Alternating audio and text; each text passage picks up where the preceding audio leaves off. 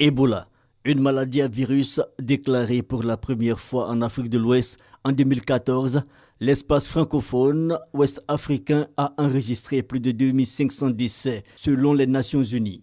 Plusieurs pays touchés et la Côte d'Ivoire menacée au plus près. Le danger, pour le moment vaincu, a surgi courant en février 2017 en Guinée-Conakry, une épidémie de rougeole, elle aussi constituant une menace pour la Côte d'Ivoire. Depuis le 10 février 2017, il s'est déclaré une épidémie en Guinée.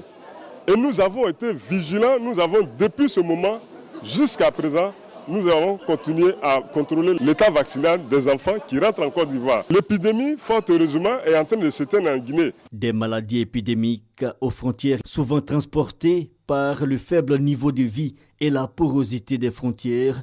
Le Japon, par l'intermédiaire des Nations Unies, a décidé de contribuer au renforcement de la surveillance sanitaire aux frontières suite à la maladie à virus Ebola. Un projet de plus de 2 milliards de francs CFA en termes de formation et de fourniture en matériel pour la Côte d'Ivoire, la Sierra Leone, le Libéria et la Guinée.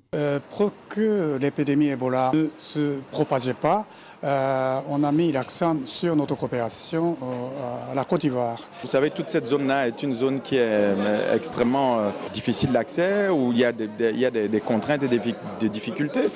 Le projet de 2 ans va permettre à chaque pays concerné de voir ses capacités de surveillance sanitaire renforcées.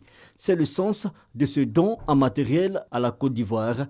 270 millions de francs CFA pour des fourrages, du matériel de transmission et des aides au développement communautaire. Un don en matériel du programme des Nations Unies pour le développement afin de contribuer auprès de la Côte d'Ivoire aux efforts de prévention des maladies à potentiel épidémique.